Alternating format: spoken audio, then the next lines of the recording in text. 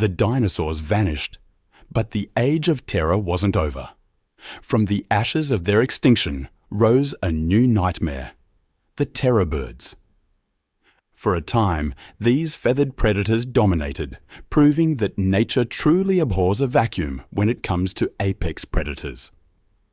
I find it fascinating how, roughly 53 million years ago, in the early Eocene, the world was a vastly different place. A hothouse, really, with lush forests stretching from pole to pole. It was in this steamy prehistoric paradise that the first terror bird, Paleopsilopterus, made its debut. Standing at a modest metre, or about 3 feet, this Brazilian bird might not have seemed particularly terrifying at first glance. About the size of a modern-day stork, hardly the stuff of nightmares, right? But appearances, as they often do, can be deceiving. Paleopsilopterus had something its contemporaries lacked: potential.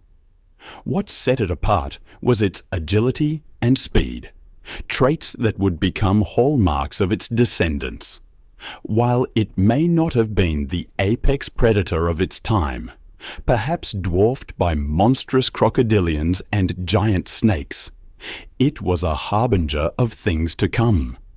I can only imagine that the other inhabitants of ancient South America didn't realize they were witnessing the birth of a dynasty that would reign for millions of years. As the Eocene progressed, so did the terror birds. Nature, it seemed, had plans for this lineage of avian predators. And those plans involved getting bigger. Much bigger.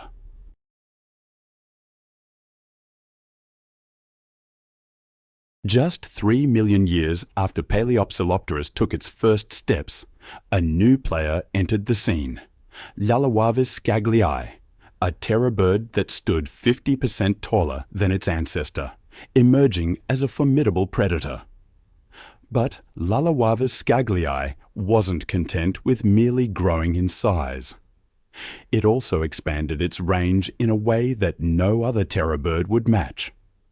While most of its kin would remain firmly rooted in the Americas, Llallawavis scagliai spread its wings and ventured across the sea to Europe. Fossil remains of this globe-trotting terror have been found in both France and Switzerland, making it the only known member of its family to have lived outside the New World. One can only imagine the surprise of early European mammals when this exotic predator appeared in their midst, bringing a taste of South American terror to the Old World. But Llallawavis scagliai was just the opening act. As the epochs rolled by, the terror birds continued to grow, adapt, and diversify. It was as if they were engaged in a relentless competition with themselves, each new species trying to outdo its predecessors in size and ferocity. The Oligocene epoch, spanning from about 34 to 23 million years ago, marked a turning point in the terror bird saga. It was during this time that the family truly began to live up to its name with the emergence of giants that would have given pause to even the bravest of prey. Paraphysornis brasiliensis.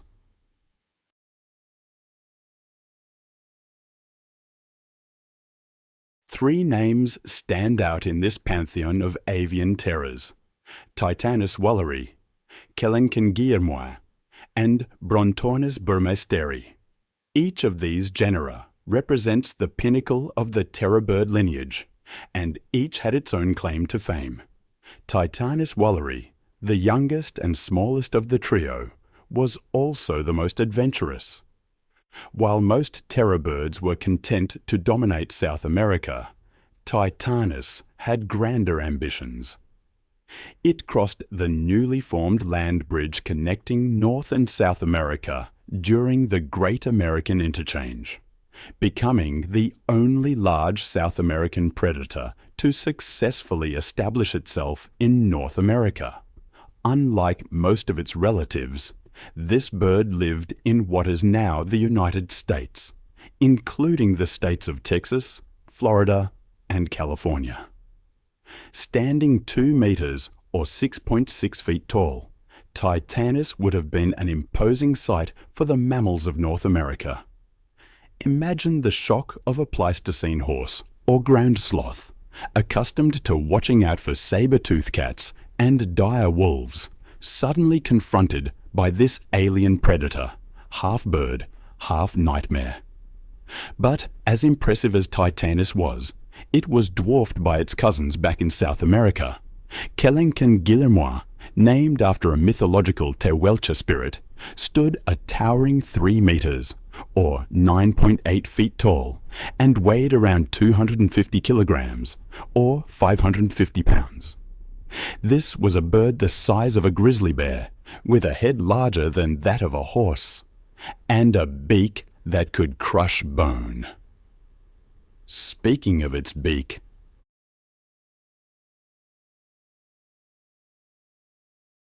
I find myself often thinking about the terror bird, and how recent studies have shown that Kelenken and other large terror birds possessed a unique skull structure.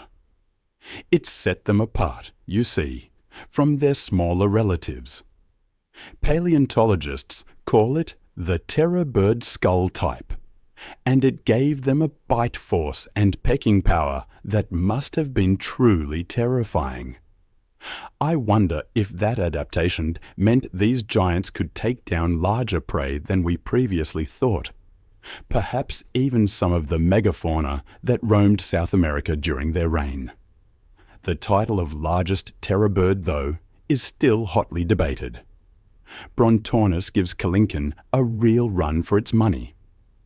While slightly shorter at 2.8 meters, or 9.2 feet, Brontornis was built like a feathered bulldozer. It potentially weighed up to 400 kilograms, nearly 900 pounds. This made it not just the heaviest terror bird, but also the heaviest carnivorous bird of all time, and the 4th heaviest bird overall. Interestingly, Brontornis has been the subject of some scientific controversy. Some paleontologists have even questioned whether it was truly a terror bird, or even a carnivore at all. They cite similarities in its toe claws to those of herbivorous birds. However, recent studies have identified features in Brontornis's vertebrae that are unique to terror birds, lending weight to its classification as a member of this fearsome family.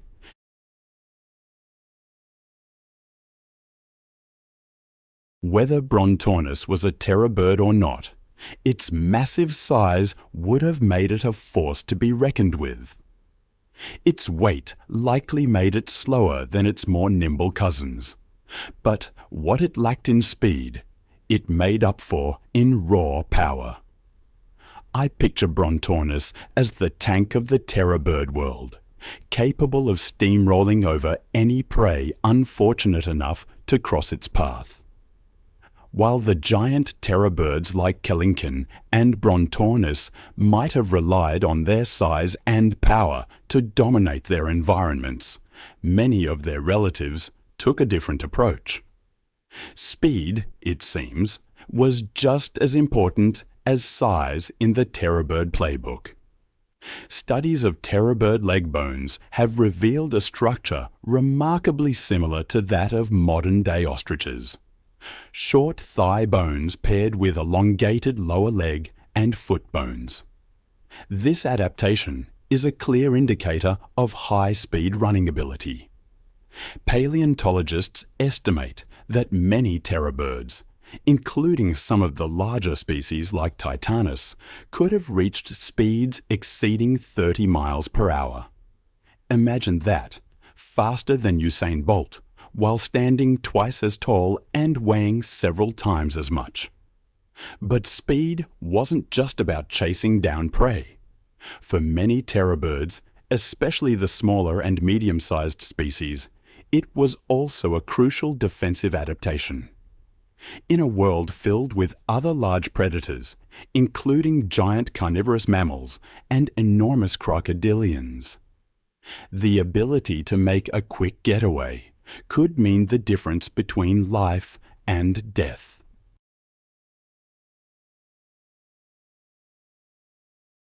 As temperatures dropped and habitats changed, the lush forests that many terror bird species depended on likely gave way to more open grasslands.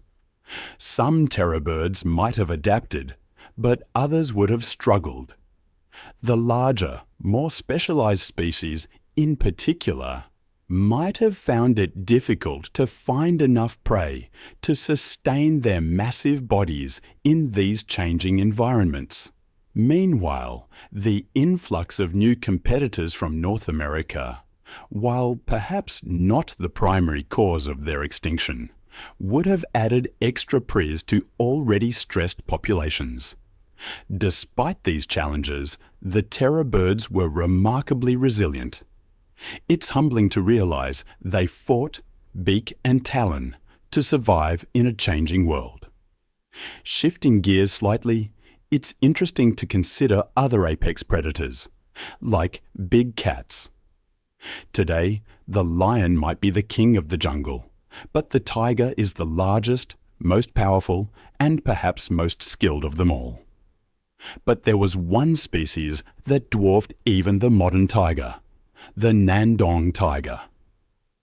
In the early 20th century, Dutch paleontologists were excavating near the village of Ninggandong on the island of Java in Indonesia. They unearthed a collection of bones that belonged to a tiger, but these weren't the regular Bengal tiger bones they were used to.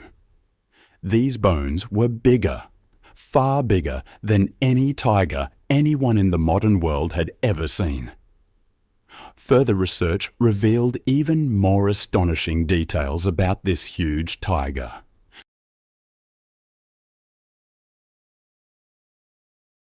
For thousands of years during the Pleistocene epoch, the Gandong tiger roamed Southeast Asia, striving to establish itself as the dominant apex predator. This formidable beast was significantly larger than its modern-day counterparts, with adults weighing up to 20 to 25% more than the average Siberian tiger. Larger males typically weighed upwards of 400 kilos, making them contenders for the title of largest felines ever. It's easy to assume that tigers have always been this large, but history tells a different story. Early tigers, existing long before the Nyandong tigers, were notably smaller in terms of body size and weight. This smaller stature could be attributed to the available prey and the ecological niches they occupied, offering energy conservation and agility advantages. Early big cats related to tigers, such as Panthera paleosinensis, likely averaged around 70 to 120 kilos in weight. Following them was the Trinil tiger, popularly believed to be the ancestor of all known Indonesian subspecies. I often find myself pondering the lives of apex predators, those rulers of the wild, perched at the very top of the food chain. Life at the top certainly has its perks, but even the most fearsome hunters aren't always the biggest creatures around. Sometimes nature creates a carnivore so specialized, so perfectly adapted to hunting big game, that it seems almost mythical.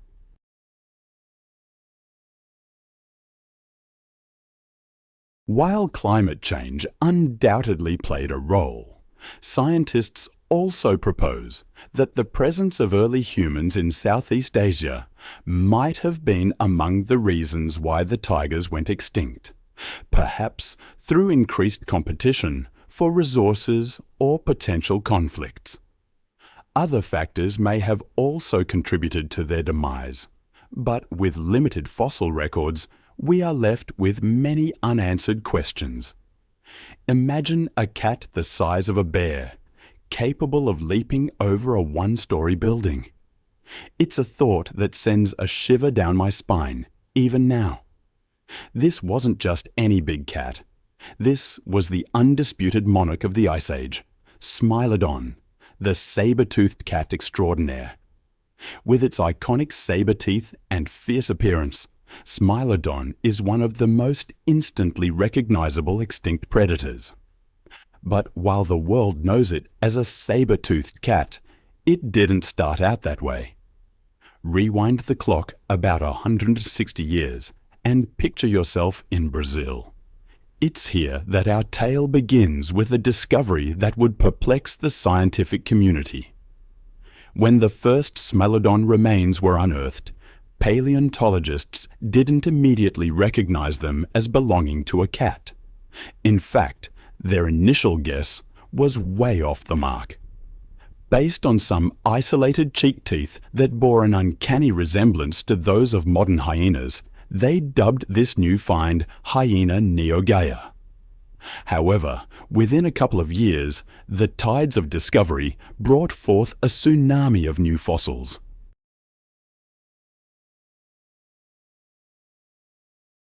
We're talking about limbs that were approximately 20% thicker than what you'd expect for a cat of its size, giving it incredible strength, surpassing even that of the larger American lion. And at the end of those muscular arms, Smilodon was further armed with fully retractable claws, razor-sharp and curved like prehistoric scimitars. They were proportionally enormous, even for a cat of Smilodon's size. We're talking about claws twice the size of a Siberian tiger's, those saber teeth of Smilodon. They've captured imaginations for generations, haven't they? Nature has played around with that dental design in various mammals, but Smilodon perfected it, taking the concept to an entirely new level. I find myself still marveling at the sheer audacity of their length. We're talking about canines so long they protruded well beyond the lower jaw. To put it in perspective, they could grow up to 8 inches long, longer than many modern kitchen knives.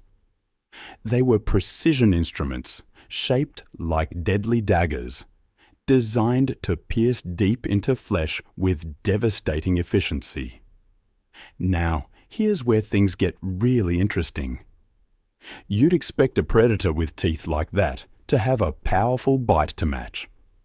But studies have shown that Smilodon's bite was relatively weak, about 4 times weaker than a modern lion's. So, how did it kill? That's been a subject of much debate among paleontologists. One popular theory suggests that Smilodon was the original ambush predator.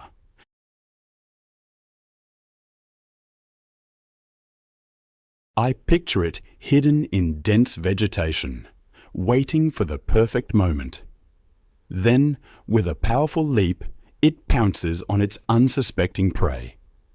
Using those muscular forelimbs and grappling hook claws, it pins down its victim. With precision, it sinks its saber teeth into the prey's soft underbelly, causing massive internal damage and blood loss. Of course, not everyone buys this gut-stabbing hypothesis. Many researchers favor a different, equally grim scenario.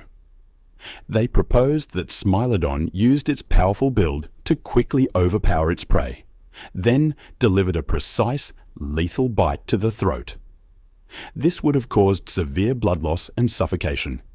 It could open its jaw to an incredible 120 degrees. With a gape like that, pretty much every neck in the Ice Age would have been fair game. But Smilodon wasn't just brawn and teeth. Brain scans suggest that these prehistoric predators had excellent coordination, sharp hearing, and top-notch vision. Their eye socket shape hints at binocular vision, giving them the depth perception needed to judge distances accurately, crucial for a predator that relied on ambush tactics. And if all that wasn't enough, they were fast too. many Smilodon fossils show trauma to their sternums, the kind of injury you'd expect from high-speed collisions. Smilodon's unique traits, along with its powerful weaponry, made it a versatile hunter capable of taking down a wide variety of megafaunal prey.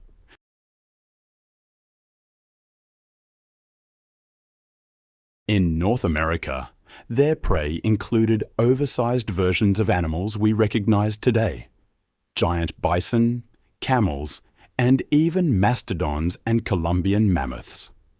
In South America, Smilodon's targets were equally impressive, including creatures like Toxodon, Litopterna, and various species of Glyptodont, along with more familiar animals such as horses and camelids. Some evidence even suggests that Smilodon occasionally went after caimans. We know what Smilodon ate thanks to skeletal evidence, such as tooth marks on bones, or Smilodon remains found alongside those of their prey. One big question that's still hotly debated is whether Smilodon was a lone hunter or a team player. One of the strongest pieces of evidence supporting the idea that Smilodons lived socially comes from the La Brea tar pits in California. These tar pits are a gold mine for paleontologists, preserving countless Ice Age animals that got stuck in the sticky asphalt. But most of the bones found in La Brea aren't from herbivores that got trapped, but from predators that got stuck trying to eat the trapped herbivores.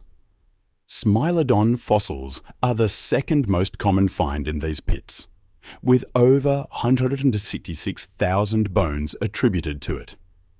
This high number has led some scientists to suggest that Smilodon might have been a social animal.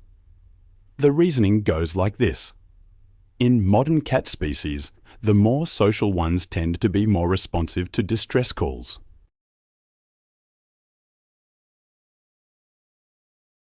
So, if one Smilodon got stuck, it might have called for help, attracting other members of its group who then also got stuck. Another fascinating clue pointing to Smilodon's possible social behavior is surprisingly touching. Some Smilodon fossils show signs of severe injuries or disabilities that would have made hunting nearly impossible. Yet, these individuals survived well into adulthood. This has led some paleontologists to propose what they call pseudo-healthcare among Smilodons. I've often wondered about the social lives of extinct creatures. Imagine a saber-toothed cat with hip dysplasia, somehow surviving to adulthood in the Ice Age. It's a heartwarming, speculative image. Smilodon families caring for their own, much like modern lions or wolves support their injured. But the evidence isn't conclusive. Some researchers argue for a more solitary existence, like many modern big cats. Regardless of whether Smilodon was a team player or a loner, it was undoubtedly at the top of the food chain. But the Ice Age was full of giants, and Smilodon faced stiff competition. Two of its biggest rivals were the American lion and the dire wolf. Now, while the dire wolves of Game of Thrones might come to mind, the real ones, though impressive, weren't quite as monstrous. Isotope analysis shows that dire wolves shared a similar diet with Smilodon, meaning they often competed for the same prey. Against the American lion, it was likely a standoff.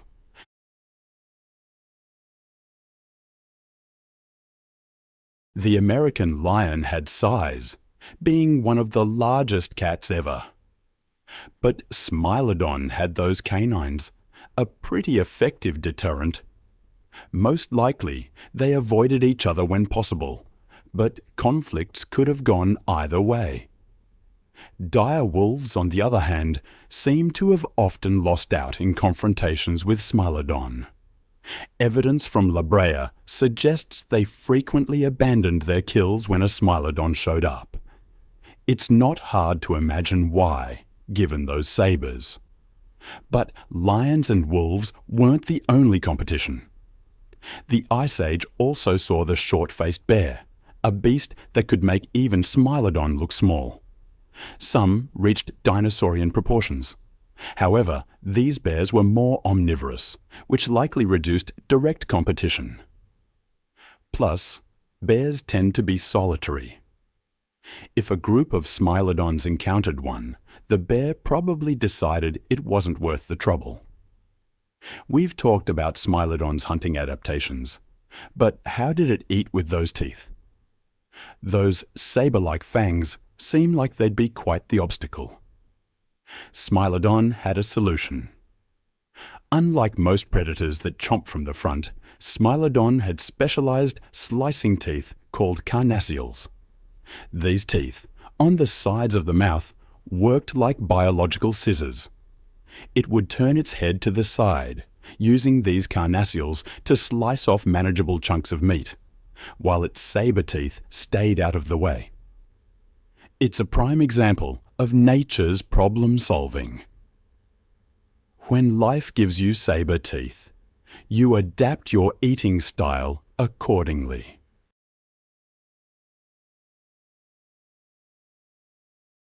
With its unique adaptations and hunting prowess, Smilodon carved out a vast empire. Between its 3 species, it achieved a distribution across the Western Hemisphere that would make any modern predator envious. In North America, Ezralis and Esfatalis roamed from coast to coast, reaching as far north as Alberta, Canada. In South America, Esfatalis and Espopulator established a domain stretching all the way down to Patagonia. Smilodon wasn't just geographically widespread, it was adaptable. Fossils have been found in a diverse array of environments, from grasslands and plains to woodlands and closed forests, from savannas to subtropical forests, and even mammoth steppes. This allowed Smilodon to live alongside a veritable who's who of Pleistocene megafauna. We're talking about a world where you might encounter short-faced bears, proboscideans, ground sloths the size of cars, armored glyptodons, the rhino-like toxodon, camels, deer, horses, bison, and even terror birds. But there was one more species that Smilodon encountered in its twilight years, one that would change the face of the planet forever: humans. It's believed that our ancestors might have first crossed paths with Smilodon around 25,000 years ago. Imagine being one of those early humans, armed with nothing but primitive tools, coming face to face with a saber-toothed cat. The relationship between humans and Smilodon was likely tense. After all, we were competing for many of the same food sources.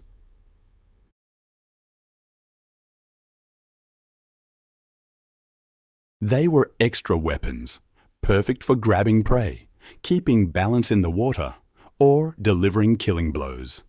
It could literally hug its victims to death. And then there's the sail. Rising up to 7 feet above its spine, this massive fin dominated Spinosaurus's shape, like a warning sign of death. Scientists argue about its exact purpose. Maybe it was for temperature control, display, or storing fat for dry seasons. But its psychological effect is undeniable. Imagine this monster rising from the murky water. First, the long snout breaking the surface. Then, those cold reptile eyes. And finally, that towering sail cutting through the air like the dorsal fin of some impossible shark. Imagine the terror of being a fish in the rivers of Cretaceous Africa. Your entire lineage has adapted to recognize danger.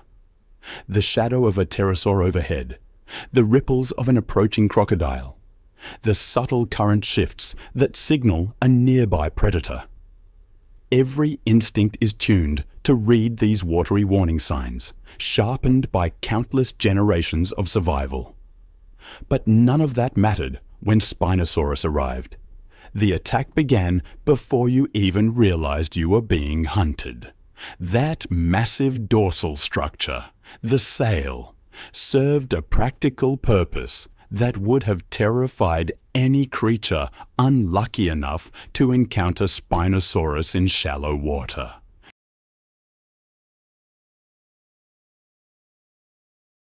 When the beast needed to move through areas where full swimming wasn't possible, that sail acted like the keel of a boat, providing stability and control, even in water too shallow for other large predators to navigate effectively. Spinosaurus remained a perfectly balanced killing machine. Even at 7 to 9 tons, it possessed the mass to overpower virtually any prey, yet remained streamlined enough to move through water with deadly grace. We moderns fear great white sharks because they embody millions of years of mastery in aquatic predation. But Spinosaurus had even longer to sharpen the same deadly craft, only with added intelligence, versatility, and sheer size that dwarfs any marine predator alive today. The result wasn't just a hunter of rivers and lakes. It was a 7-ton monster that transformed every waterway it entered into its personal killing field. While you scanned the water for the familiar threats you knew how to avoid, death approached from an angle you weren't prepared for: the shoreline. Those paddle feet weren't just for show. They propelled Spinosaurus through water with surprising speed and maneuverability, allowing it to pursue prey through underwater mazes of fallen logs and vegetation, where other large predators would become trapped or disoriented.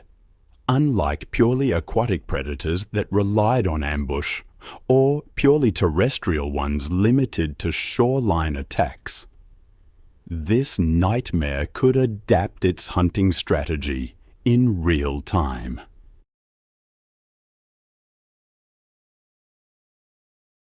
Miss your target during an underwater pursuit? Simply rise to the surface and use those powerful arms to snatch prey from above. Prey takes refuge in shallow water. Those webbed feet provided perfect stability for wading attacks that no other large theropod could attempt. The hunting scenarios become even more terrifying when you consider Spinosaurus's intelligence advantage. Crocodiles are remarkably clever hunters, but they're still reptiles operating on largely instinctual patterns. Spinosaurus possessed the problem-solving capabilities of a large theropod, the same cognitive tools that made other members of its group such effective pack hunters and opportunistic predators. Except this intelligence was applied to an environment where most prey had never faced anything remotely similar. Even more disturbing was how Spinosaurus turned the very act of drinking water into a death trap. Every animal in Cretaceous Africa needed to approach rivers and lakes regularly to survive. For millions of years, this had been a calculated risk. Stay alert, drink quickly, watch for crocodiles. Suddenly, the riverbank itself became unreliable. That submerged log might be a 50-foot predator. Those ripples might not indicate current or wind, but the approach of something that could strike from below with the force of a freight train. The fossil evidence suggests Spinosaurus didn't just occasionally venture into water. It lived there.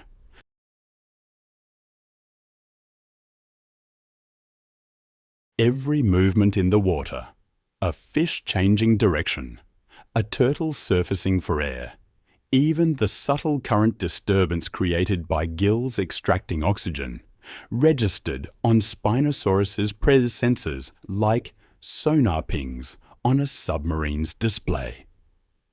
The creature could track multiple targets simultaneously, predict their movements, and position itself for killing strikes with mechanical precision. Those massive nostrils, positioned high on the skull like a crocodile's, allowed Spinosaurus to breathe while almost fully submerged, keeping most of its body hidden beneath the surface. But the true weapon wasn't smell, it was touch. Its snout was covered in a dense network of tiny sensory pits specialized for detecting press waves and subtle water disturbances. In murky rivers where visibility dropped to inches, this system worked like underwater radar. Every flick of a fish's tail, every ripple from a struggling lungfish, even the faintest shift in current. I find myself returning to a particular image, a prehistoric paradise that had become quite literally hell on earth. That's how I think of the Kelenken Beds Formation, in the region we now call southeastern Morocco, 100 million years ago. It wasn't desert then, but a lush river system snaking across North Africa, creating waterways that supported ecosystems so abundant and diverse they defy imagination.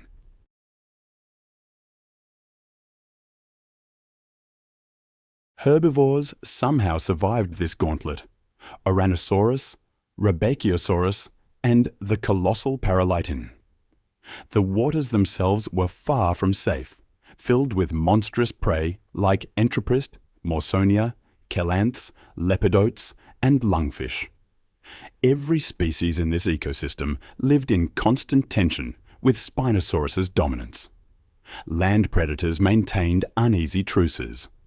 Herbivores relied on elaborate survival tactics just to drink, and aquatic prey developed increasingly tough defenses. The last Spinosaurus died approximately 94 million years ago. But the questions this creature raises about predation, dominance, and the very limits of survival continue to ripple through scientific understanding, like press waves from some impossible prehistoric nightmare that refuses to stay buried in stone. Spinosaurus preyed on its victims long before it ever saw its hunter. Unlike terrestrial predators that had to worry about prey escaping upward, downward, or in multiple horizontal directions, Spinosaurus could use water itself as a weapon. Those powerful arms and webbed feet allowed it to create underwater currents that disoriented prey, while its massive size displaced enough water to generate press waves that stunned smaller fish. When the final strike came, victims faced something unprecedented in prehistoric ecosystems: a predator that combined the bone-crushing power of the largest terrestrial carnivores with the precision and persistence of the most effective aquatic hunters.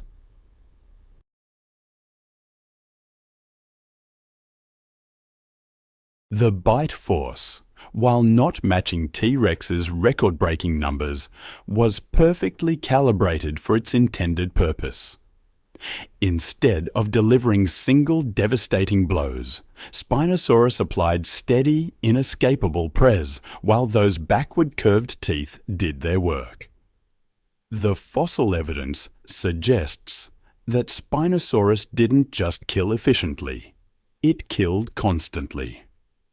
The sheer abundance of fish remains in formations where Spinosaurus fossils are found indicates a predator that was actively hunting and feeding throughout its territory. This wasn't a creature that killed when hungry and rested when satisfied. It was a perpetual killing machine, transforming every waterway into an active crime scene where death could strike from any angle at any moment. The skull. It's what told us so much about this creature. Those specialized enlarged premolars, the robust cranial structure.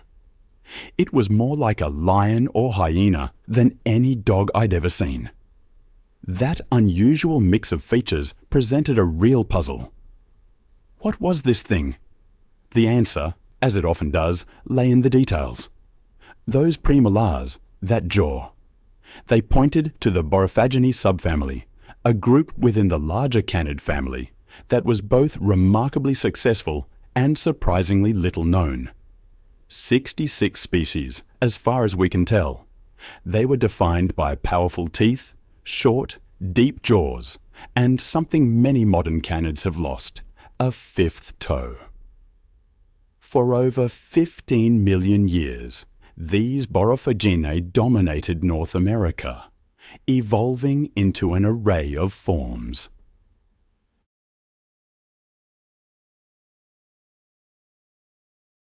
Biomechanical studies suggest it had one of the most powerful biting mechanisms ever seen in a mammalian carnivore. Enlarged premolars, strategically positioned canine teeth, it all added up to a highly efficient biting machine. Analysis of the skull architecture suggests a bite force exceeding 16,000 newtons. That's comparable to a large American alligator.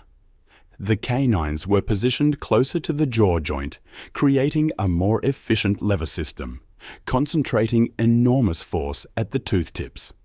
It could pierce thick hide, flesh, even bone. And it wasn't just theory. Microscopic analysis of wear patterns on preserved teeth shows distinctive patterns consistent with both flesh slicing and bone crushing. This was a predator that could efficiently process every part of its prey. Fossil deposits show Epicyon was an opportunistic predator, taking down a wide range of prey. Ancient camels, pronghorns, horses, peccaries. They've even found evidence suggesting they hunted prehistoric rhinoceros species like Teleoceras, which could reach lengths of 4 meters and weigh nearly 2 tons. It seems they may have employed different hunting strategies depending on the prey. Smaller prey, they likely hunted alone or in pairs, using speed and power to quickly overwhelm their victims. But there's growing evidence that they also engaged in pack hunting, particularly when targeting larger prey.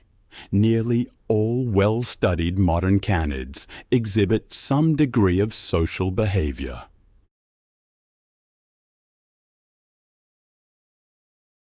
Fossilized feces associated with Epicyon have revealed high concentrations of processed bone material, confirming this bone-crushing behavior. This ability would have allowed them to extract maximum nutrition from their kills by accessing bone marrow, and potentially reduced competition with other predators by utilizing parts of carcasses that others couldn't process. I imagine that this was particularly valuable during times of scarcity. The Miocene epoch was characterized by significant climate fluctuations. During times when prey was scarce, the ability to fully utilize every part of a carcass, including the bones, would have provided a crucial survival advantage. Epicyon's success is evident in its widespread distribution across North America. Its fossils have been discovered in more than 10 different US states and parts of southern Canada, indicating its ability to adapt to various environments. These ancient predators thrived in a diverse array of habitats, from woodlands and savannas to grasslands and wetlands. Interestingly, recent discoveries of Epicyon remains in cave systems suggest they were strategic in their habitat selection, preferring areas that provided both hunting opportunities and shelter. Their dietary flexibility likely contributed to this too. While primarily carnivorous, the structure of their teeth suggests they could also process tough plant material when necessary.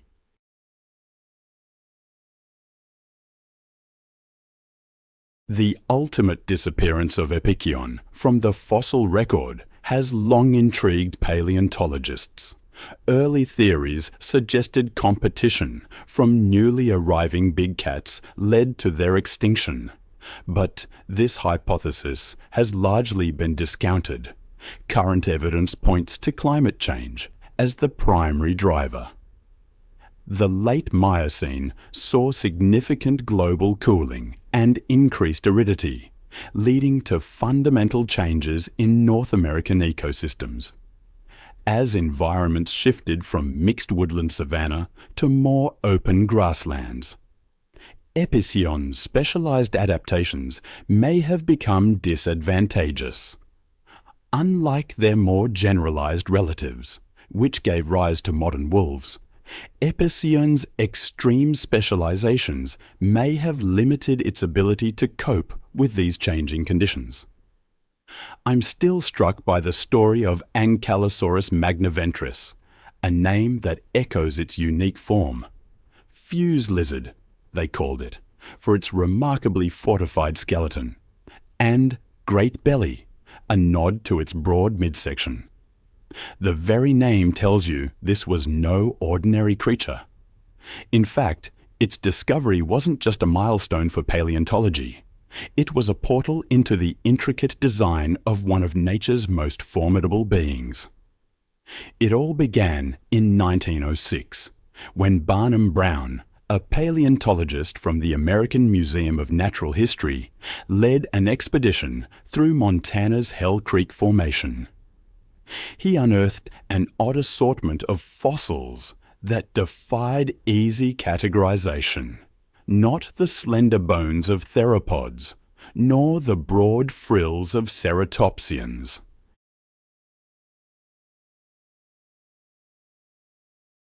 Instead, he found fragments of bony plates, uniquely shaped teeth, and vertebrae that hinted at a heavily armored animal.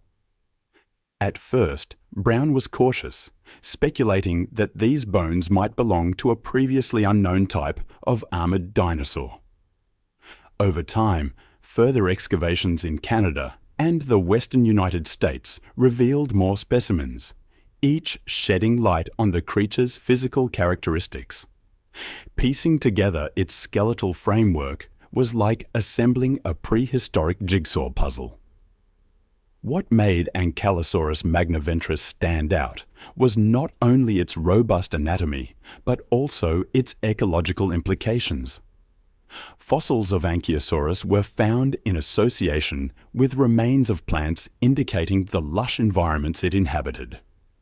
Over the decades, advances in paleontological techniques, including CT scanning and isotope analysis, have allowed scientists to reconstruct its appearance and understand its lifestyle in remarkable detail. From the armored plates that defined its body to the distinctive club at the end of its tail, Ankylosaurus stood as a creature that epitomized nature's ingenuity. This discovery was especially groundbreaking, as it didn't just represent a new species. It became the cornerstone of an entirely new group of dinosaurs, the Ankylosauria.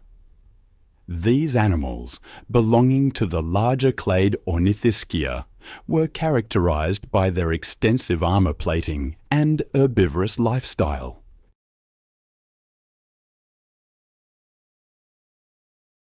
Within this group, Ankylosaurus belonged to a more specialized family, the Ankylosaurids, distinguished by their massive triangular skulls, stocky builds, and elaborate defensive features. But among all its relatives, Ankylosaurus held a special distinction.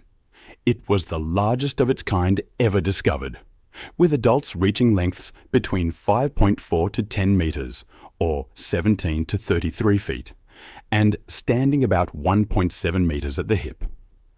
More impressively, these titans weighed between 5 and 8 tons, surpassing even the famously robust Triceratops in mass and rivaling the earlier aquatic predator Spinosaurus. One might wonder how a relatively low-slung animal could pack such impressive weight into its frame. The answer lies in its extraordinary construction. Imagine a biological tank, meticulously designed for strength and survival. The Ankylosaurus's skeleton was built unlike any other dinosaurs, with dense, compressed bones forming a sturdy foundation for what would become one of nature's most sophisticated armor systems. Recent studies of its bone structure have revealed something fascinating. The bones themselves were uniquely reinforced with internal struts and buttresses, similar to the architectural principles used in modern building construction. This internal reinforcement provided an additional layer of protection beyond just the external armor, making every part of the animal resistant to crushing forces. The Ankylosaurus's skull alone is a marvel of design and intricate functionality.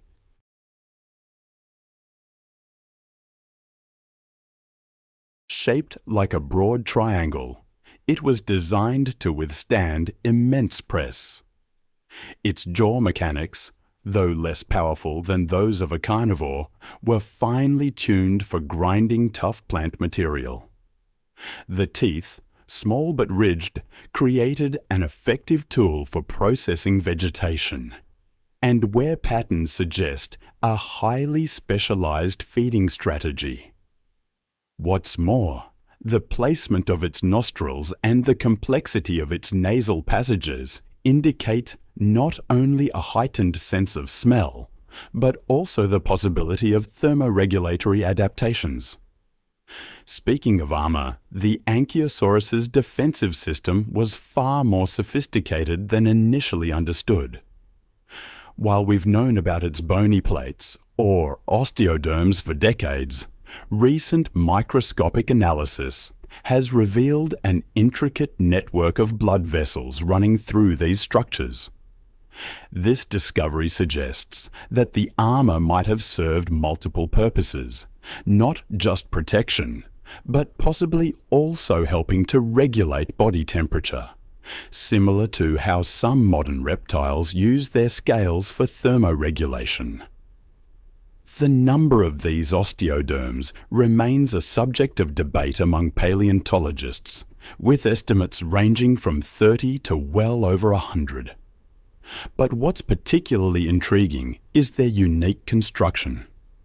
Unlike other armored dinosaurs that had solid, thick plates, the Ankylosaurus possessed something more sophisticated: osteoderms with hollow undersides.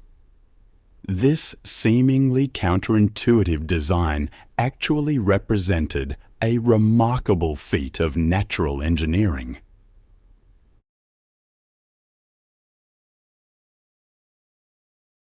The hollow structure created a dome-like formation that distributed impact forces more effectively than solid plates would have, similar to how modern motorcycle helmets use their curved design to protect riders.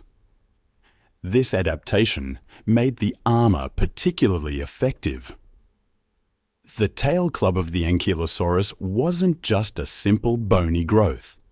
It was a precisely engineered weapon, one of nature's most effective deterrents against predation.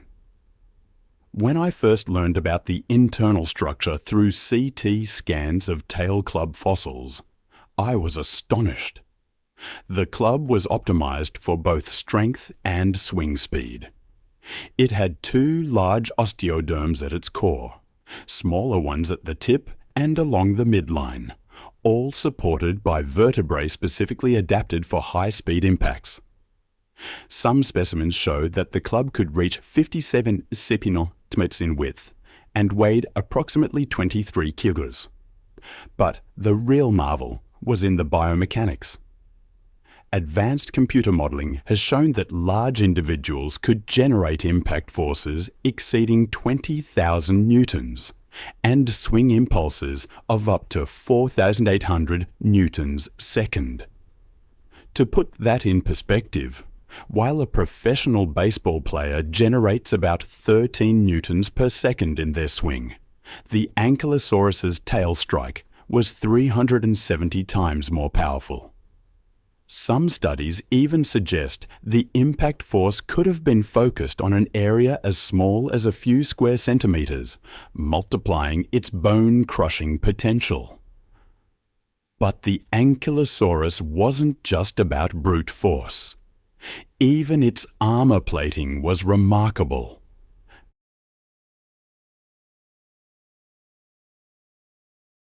It was incredibly effective against the crushing bite force of predators like T-Rex, whose hunting relied heavily on delivering powerful bone-crushing bites.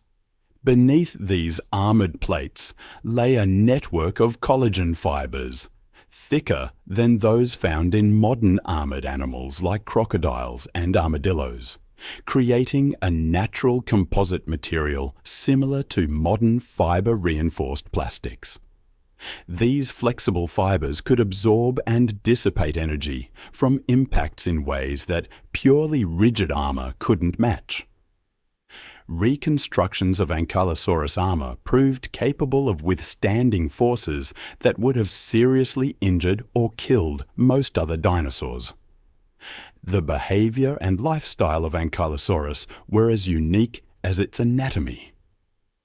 While much of its life remains a mystery, fossil evidence offers glimpses into its daily routines and survival strategies. Juvenile Ankylosaurus specimens, for example, lacked the fully developed armor and tail clubs seen in adults. This vulnerability likely necessitated group behavior during the early stages of life. Trackway fossils suggest juveniles may have formed protective herds, with larger individuals shielding the more vulnerable young in the center, a defensive strategy reminiscent of modern muskoxen. As they matured, Ankylosaurus individuals underwent significant lifestyle changes. Adults appear to have been predominantly solitary, a conclusion supported by the rarity of adult specimens found in groups.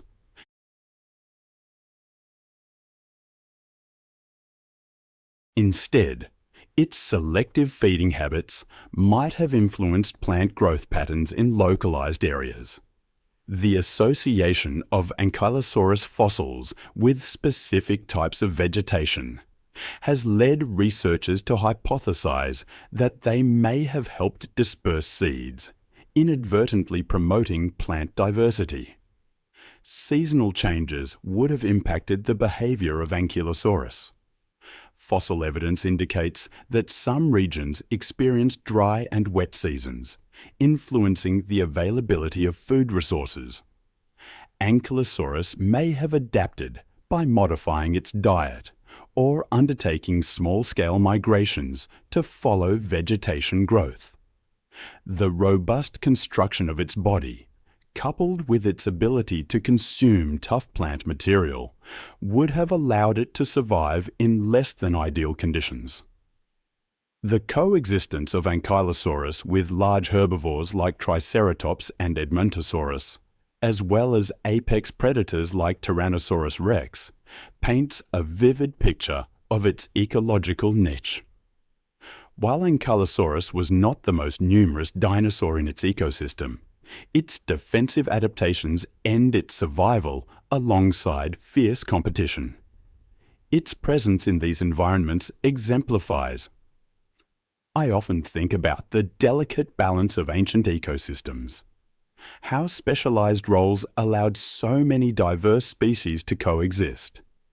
Take the Ankylosaurus, for example. It was primarily herbivorous, with some fascinating adaptations that made it incredibly effective at processing tough, fibrous vegetation.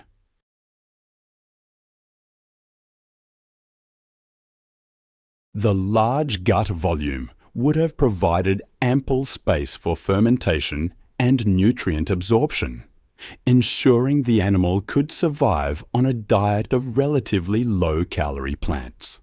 This adaptation, combined with its sturdy build and slow metabolism, likely made Ankylosaurus an efficient grazer, well suited to its environment.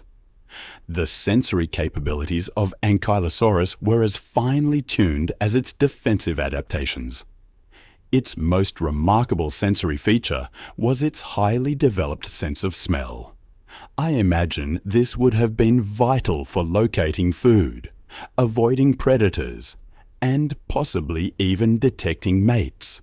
Fossil evidence reveals that the olfactory bulbs in its brain were unusually large for an herbivorous dinosaur, suggesting that its sense of smell was on par with, or even superior to, that of many modern reptiles and mammals. Recent studies of Ankylosaurus skull fossils using advanced imaging techniques have revealed intricate nasal passages. These passages likely played a dual role, enhancing its olfactory capabilities and aiding in thermoregulation. The convoluted structure of these nasal cavities, which created a larger surface area, may have allowed Ankylosaurus to cool or warm incoming air, helping it adapt to the varied climates of the late Cretaceous period. Vision and hearing also likely contributed to Ankylosaurus's survival.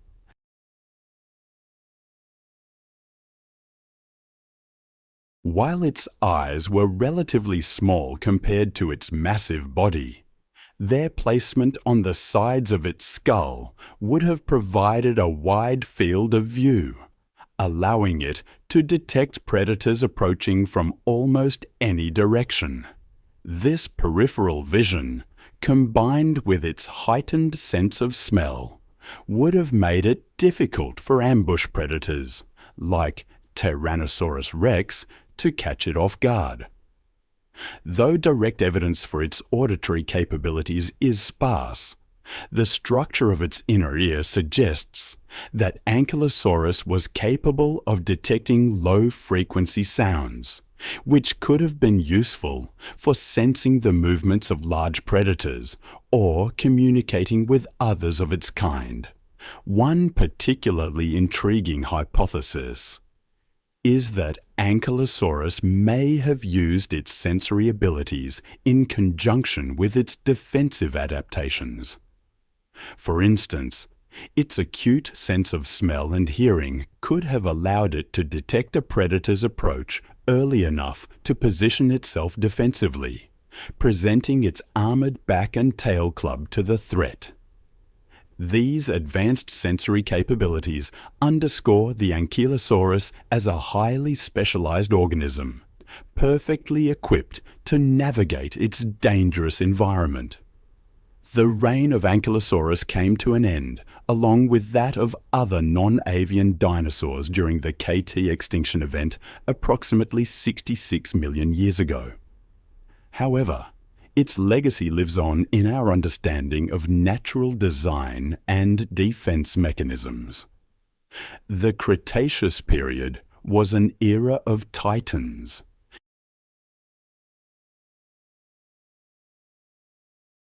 This epoch produced not only the largest terrestrial predator, but also the largest land animal ever known, a true monster mash of epic proportions. While dinosaurs dominated, other species also reached massive sizes, including flying reptiles and marine lizards. Approximately 82 million years ago in North America, the world witnessed the emergence of Deinosuchus, the largest crocodilian in Earth's history. This colossal crocodilian, whose name translates to terrible crocodile, was discovered in the 1850s, when large, distinctive teeth were unearthed in North Carolina. Initially, these teeth were mistaken for those of a plesiosaur, a type of marine reptile, leading to considerable confusion among paleontologists. However, they quickly realized that this creature was massive and imposing. The sheer size and unique characteristics of the teeth did not align with known marine reptiles, prompting a deeper investigation. The journey to accurately identify this gigantic predator was significantly advanced by Dr. Joseph Leidy, a leading paleontologist of the 19th century. His meticulous examination and publications played a pivotal role in re-evaluating these remains. Leidy's research corrected the initial misclassification, revealing that the teeth belonged to an entirely different kind of prehistoric creature.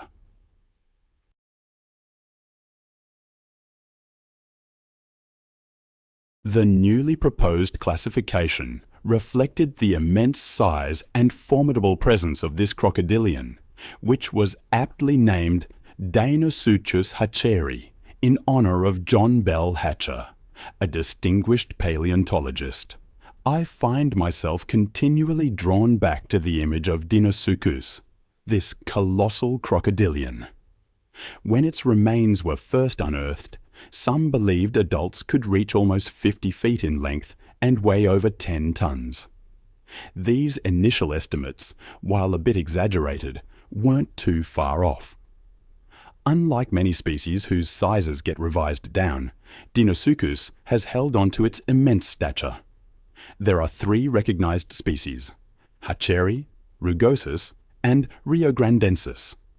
Deinosuchus hatcheri, found in North Carolina, was among the first identified, giving us critical insights into the genus's structure and lifestyle. Then there's Deinosuchus rugosus, mostly found in Montana, which had a more robust build, maybe as an adaptation to different prey or environmental conditions. And lastly, Deinosuchus riograndensis from Texas grew even larger than its eastern relatives. The remains of riograndensis, being more plentiful and better preserved, gave us a clearer understanding of their lives. Paleontologists now estimate that the average adult Deinosuchus measured between 26 and 33 feet long and weighed between 2.5 and 5 tons, more than twice the size of a male hippo. Some grew even larger.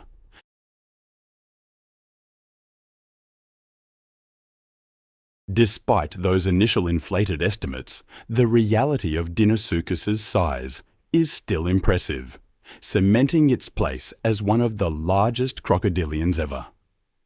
Among the known specimens, the riograndensis species stands out for its size. Studies suggest that the largest riograndensis individuals could reach lengths of up to 12 meters and weigh around 8.5 tons.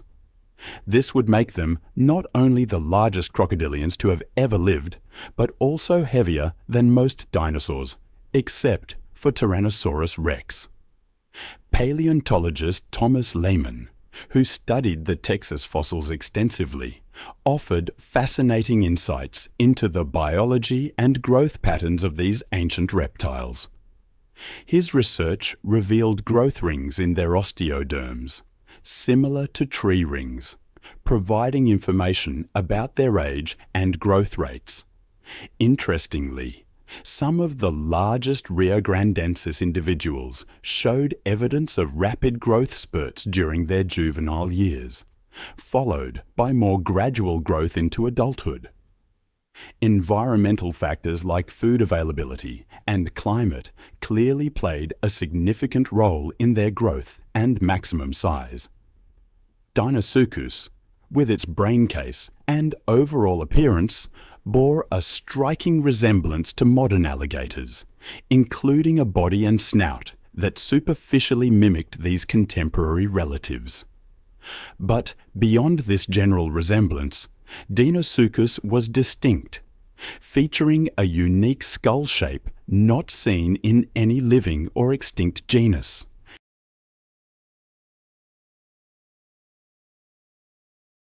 Greg Erickson, leading one of the key studies on this topic, employed advanced biomechanical modeling to simulate Deinosuchus's bite mechanics.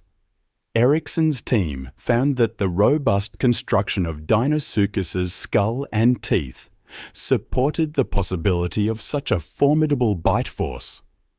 with exceptionally robust teeth designed to withstand high forces, and some specifically adapted for crushing large bones. This ancient crocodilian was well equipped to exert tremendous press. The latest evidence leans towards the higher end of the estimated range, reinforcing the notion that Deinosuchus could have indeed possessed one of the most powerful bites of any known predator. This higher estimate aligns with the physical characteristics of its skull and teeth, suggesting that Deinosuchus was capable of generating extreme biting forces, making it one of the most formidable crocodile forms ever to have existed. The formidable bite force of Deinosuchus, along with its durable and sizable teeth, about the size of a banana, points to its role as a dominant predator of its time, well equipped to tackle the largest prey in its environment. Evidence suggests Deinosuchus primarily targeted large. I've always been fascinated by the idea of ancient giants.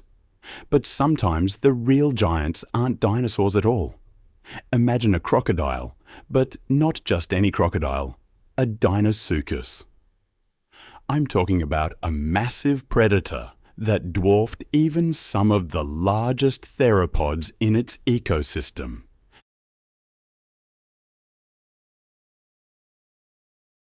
Bite marks on fossilized dinosaur bones tell a silent story of its dominance. Deinosuchus likely preyed on dinosaurs, particularly hadrosaurs. Fossilized tail vertebrae from duck-billed dinosaurs found in Texas bear bite marks consistent with Deinosuchus, clear indications of its feeding habits. The danger it posed extended beyond hadrosaurs. Its size and strength made it a potential threat to other dinosaurs in the region, including Ankylosaurus and Hydrosaurus. Even large theropods like Appalachiosaurus weren't immune. Certain bite marks on their bones have been attributed to Deinosuchus. This apex predator likely influenced the size and distribution of other theropods in its eastern habitat. No other theropod in the area reached its size, further supporting its role as a top predator. Coprolite analysis has revealed direct evidence of its diet. These fossilized feces contain fragments of dinosaur bones, fish scales, and turtle shells, providing a snapshot of its varied diet. Dr. Karen Chin, a specialist in coprolite studies, emphasizes the importance of these findings. The diverse prey items found in Deinosuchus highlight its opportunistic feeding behavior, suggesting that this ancient predator consumed a wide range of animals, from large herbivorous dinosaurs to smaller aquatic creatures. It's believed that Deinosuchus used ambush tactics to capture its prey, leveraging its massive size and crushing bite to inflict fatal injuries.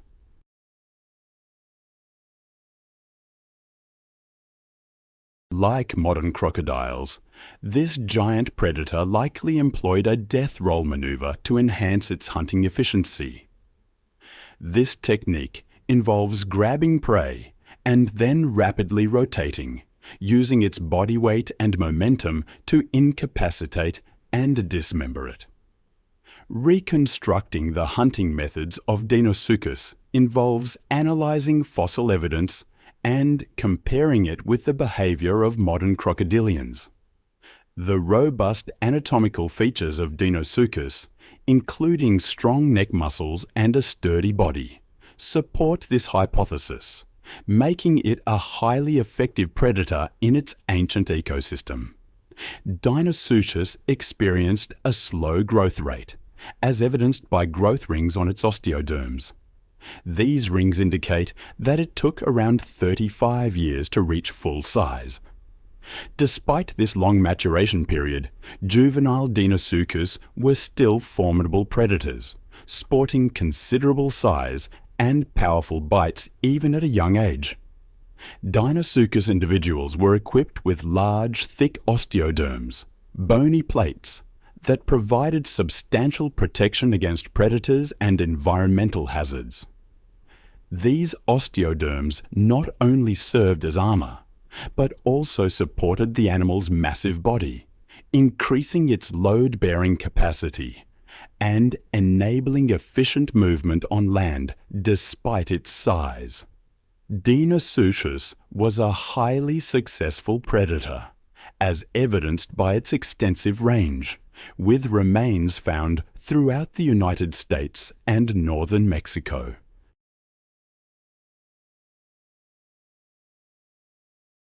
This classification, however, would prove to be just the first chapter in a much longer story of scientific discovery and reclassification. As more specimens emerged from the Earth, scientists quickly realized they were dealing with something far more impressive. Modern science is constantly the stories of prehistoric life. Take the American lion, for example. At first, it was considered just a subspecies of the modern lion, earning it the nickname American lion. But recent research, much like what happened with the dire wolf, has revealed that this massive predator wasn't quite what we initially believed. It's a testament to how quickly our understanding can evolve. Detailed anatomical studies revealed crucial differences that set the American lion apart. It had a more robust build, proportionally longer limbs, and, most notably, the absence of a prominent mane in males. These distinctions led to its reclassification as its own species, Panthera atrox, the cruel panther. DNA analysis suggests it emerged from an isolated population of cave lions that became trapped south of the North American ice sheets around 340,000 years ago. This separation occurred during a crucial period, leading to rapid adaptations to the North American environment. While modern lions are their closest living relatives, the last common ancestor lived somewhere between 500,000 and 1.9 million years ago. The sheer size of the American lion sets it apart.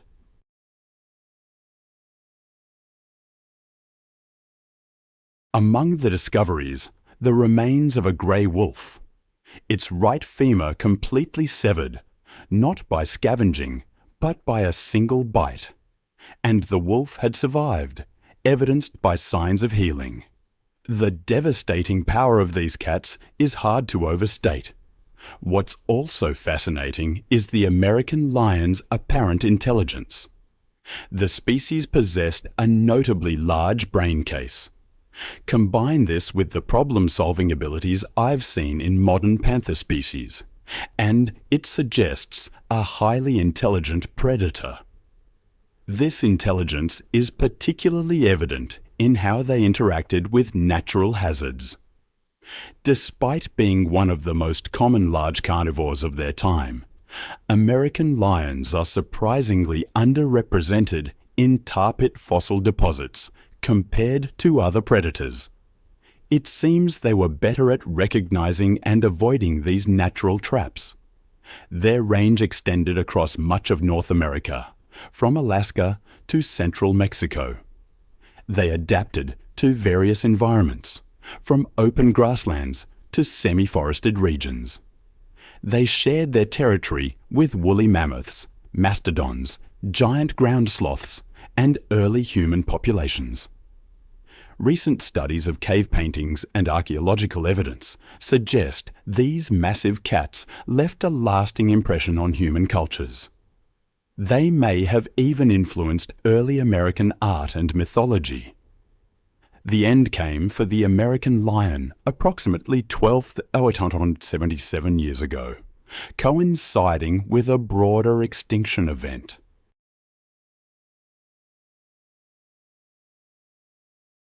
This timing aligns with climate changes at the end of the last ice age and the expansion of human populations. The exact cause of their extinction remains debated, but it was likely a combination of these factors: changing environments, reducing prey availability, and increasing human pres. Now, shifting our gaze from the ground to the sky, I want to tell you about another prehistoric ruler. One of the most powerful, in fact. This enormous creature soared over the land, its massive wings casting a huge shadow. This is the Quetzalcoatlus. Quetzalcoatlus belonged to the Llallawavis family of pterosaurs. Discovered in 1971 in Texas, the holotype is composed of portions of an arm, including the humerus and wing finger. The paleontologist who discovered it soon realized it was a monstrous beast. He was so mesmerized by its size that he named the creature after a mythological Aztec serpent god, and Northrop, after an aircraft manufacturing company. Quetzalcoatlus northropi, the timeless conqueror of the skies. Eventually, Quetzalcoatlus lawsoni was found to be the second species within the Quetzalcoatlus genus. But northropi always took the spotlight. It has become common knowledge that Quetzalcoatlus is the biggest pterosaur and the largest flying animal in history. But despite its enormous size and cohabitation with the iconic Tyrannosaurus, little is known about its biology. Its enormous wingspan, estimated to have been 10 to 12 meters, is still larger than an F-16.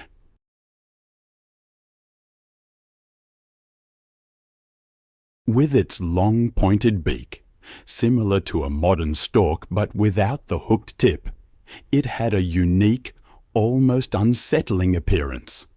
Excavations have revealed that the skull of Quetzalcoatlus northropi was larger than that of Quetzalcoatlus lawsoni, indicating that northropi was the larger of the two species. I am fascinated by the way these small differences can tell such large stories. Quetzalcoatlus could also rotate its head 180 degrees, a remarkable adaptation that undoubtedly improved its ability to spot prey and avoid ambushes.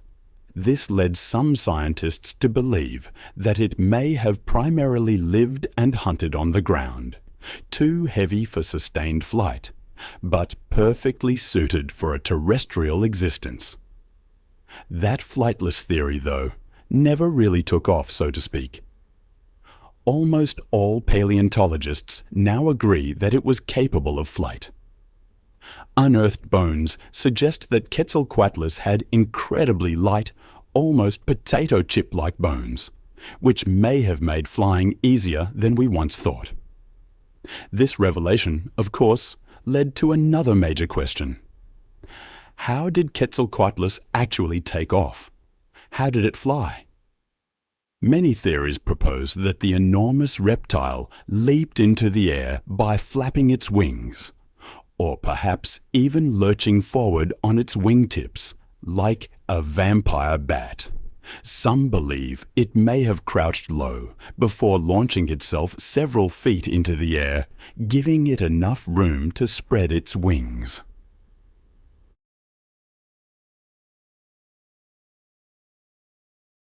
Its secret weapon, it seems, was those strong hind legs, providing the massive push needed to jump.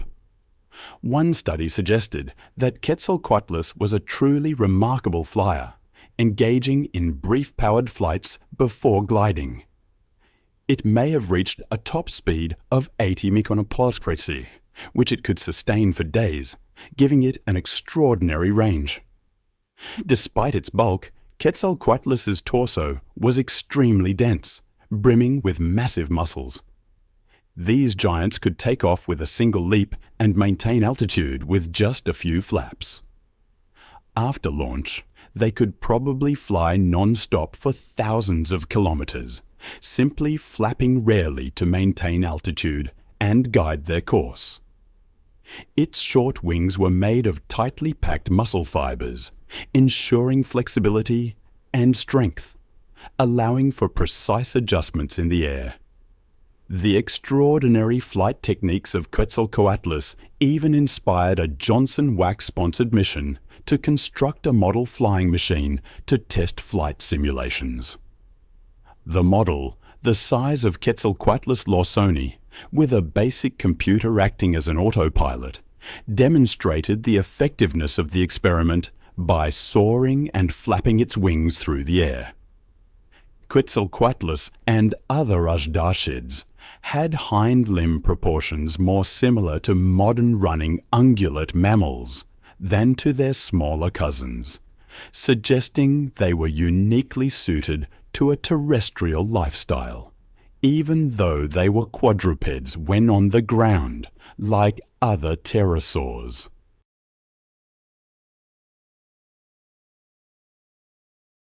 All of this, naturally, led scientists to further study their lifestyle and feeding habits.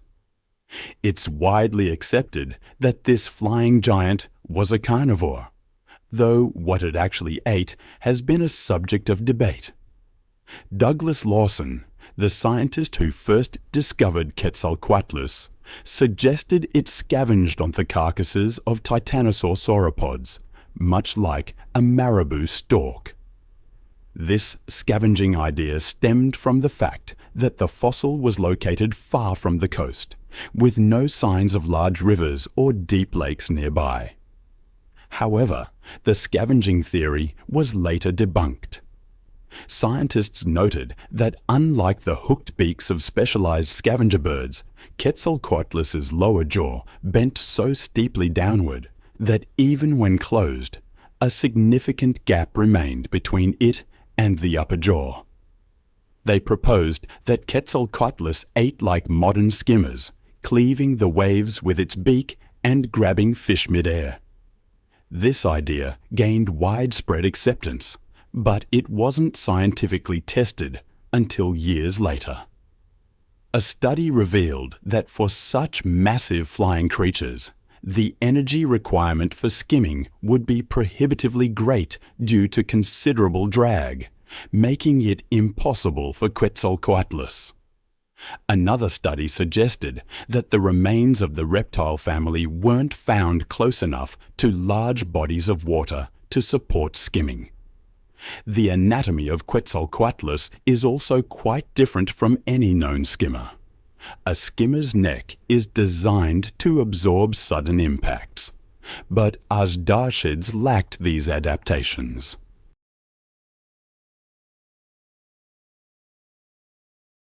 Though conclusive studies are yet to be conducted.